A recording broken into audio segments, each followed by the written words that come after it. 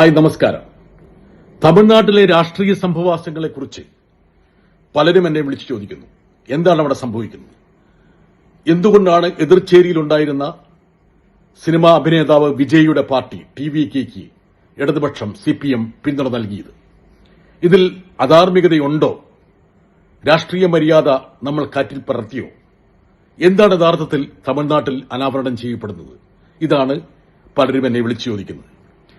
നിങ്ങൾക്കെല്ലാം അറിയാവുന്നതുപോലെ 234 അംഗ തമിഴ്നാട് നിയമസഭയിൽ വിജയിക്ക് കിട്ടിയത് 108 അതേസമയം ഭൂരിപക്ഷത്തിനുള്ള ഒരു മാജിക് നമ്പർ എന്ന് പറയുന്നത് 118 10 പേരുടെ കുറവുണ്ടായിരുന്നു. DMK ചേരിയിൽ മത്സരിച്ച കോൺഗ്രസ് അവരുടെ 5 MLA-മാരെയും കൊണ്ട് അവർ TVK പക്ഷത്തേക്ക് ആദ്യം തന്നെ ചേരി മാറി.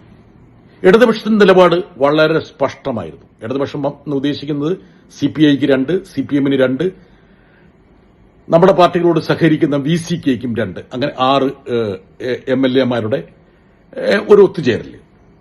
ഈ പാർട്ടികൾക്കിടയിൽ ഒരു ആശയവിനിമയം ഉണ്ടായിരുന്നു. നമ്മൾ പറഞ്ഞത് തമിഴ്നാട്ടിലെ ജനവിധി വിജയിക്ക് അനുകൂലമാണ്. ഏറെക്കുറെ ഭൂരിപക്ഷത്തോട് അടുത്തു നിൽക്കുന്ന വിജയിയെ ക്ഷണിക്കണം. അതാണ് രാഷ്ട്രീയ മര്യാദ എന്നുള്ളത്. പക്ഷേ കഴിഞ്ഞ ഏതാനും ദിവസങ്ങളിലായി ഗവർണറെ ഉപയോഗിച്ച് കേന്ദ്ര ഭരണകക്ഷി അവിടെ ഒരു കള്ളക്കളി ആരംഭിച്ചു എന്നുള്ള കാര്യം നമുക്ക് ബോധ്യമായി. പ്രസിഡന്റ് ഭരണം ഏർപ്പെടുത്താൻ BJP ആലോചിക്കുന്നു. അതിനുശേഷം പാർട്ടികളെ പിളർത്തും. ഇതായിരുന്നു BJPയുടെ മനസ്സിലുണ്ടായിരുന്നു. ഈ സമയത്ത് CPM-ഉം CPI-യും VCK ഉൾപ്പെടെയുള്ള പാർട്ടികൾ പറഞ്ഞു, largest party, single largest party എന്ന നിലയിൽ TVKയെ വിളിക്കേണ്ടതാണ്. അതാണ് രാഷ്ട്രീയത്തിന്റെ കീഴ്വഴക്കമെന്നുള്ളത്. പക്ഷേ ഗവർണർ തന്റെ മുമ്പിൽ ഭൂരിപക്ഷം ബോധ്യപ്പെട്ടാൽ മാത്രമേ വിളിക്കൂ എന്ന് പറഞ്ഞു. ഈ സമയത്ത് CPM-ഉം CPI-യും DMK-ആയിട്ട്, അതായത് DMK മുന്നണിയിലായിരുന്നു, DMK-യുമായിട്ട് കൃത്യമായ ചർച്ചകൾ നടത്തി. ഇപ്പോഴത്തെ ഈ രാഷ്ട്രീയ സാഹചര്യത്തിൽ വിജയെ മന്ത്രിസഭ രൂപീകരിക്കാൻ ക്ഷണിക്കുന്നതാണ് എന്തുകൊണ്ടും അഭികാമ്യം. അതല്ലെങ്കിൽ BJPക്ക് ഒരു കള്ളക്കളി കളിക്കാനുള്ള ഒരവസരം അവിടെ സംജാതമാകുമെന്നുള്ള കാര്യം DMK-ക്ക് ബോധ്യപ്പെടുന്ന രീതിയിലും നമ്മുടെ പാർട്ടികൾ അവരുമായിട്ടുള്ള ചർച്ചയിൽ അടിവരയിട്ട് പറഞ്ഞു. DMK-യും ഏറെക്കുറെ ആ ഒരു സമീപനത്തിലെയാണ് എത്തിയിരുന്നത്.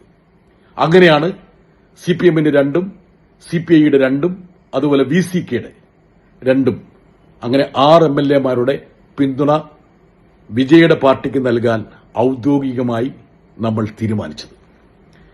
അപ്പോൾ ചിലർക്ക് തോന്നിയേക്കാം, അല്ല, DMK-യും ADMK-യും കൂടി ചേർന്നൊരു സഖ്യമുണ്ടാക്കി അതിനെ നമ്മൾ പിന്തുണച്ചിരുന്നെങ്കിൽ ഒരു ഗവൺമെന്റ് ഉണ്ടാക്കാൻ കഴിയില്ലായിരുന്നോ എന്ന്.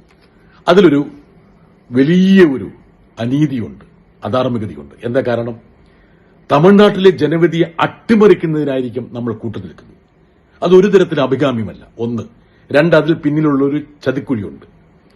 BJP മുന്നണിയെ നയിക്കുന്ന ADMK-യെ മുന്നിൽ നിർത്തിക്കൊണ്ടൊരു ഗവൺമെന്റ് ഉണ്ടാക്കുക എന്ന് പറഞ്ഞാൽ അത് പരോക്ഷമായിട്ട് അതിൽ BJPയുടെ ഒരു ഹസ്തം നമുക്ക് കാണാൻ കഴിഞ്ഞു. BJPയാണ് ആ ഒരു ആശയവുമായിട്ട് മുമ്പോട്ട് പോയത്.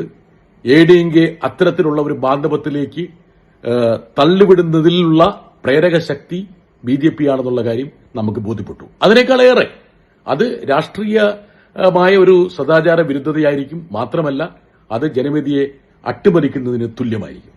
ഈ പശ്ചാത്തലത്തിലാണ് ഇടതുപക്ഷം ഔപചാരികമായി അൺകണ്ടീഷണലായി ഉപാധികളില്ലാതെ പിന്തുണ നൽകാൻ വേണ്ടി തീരുമാനിച്ചത്.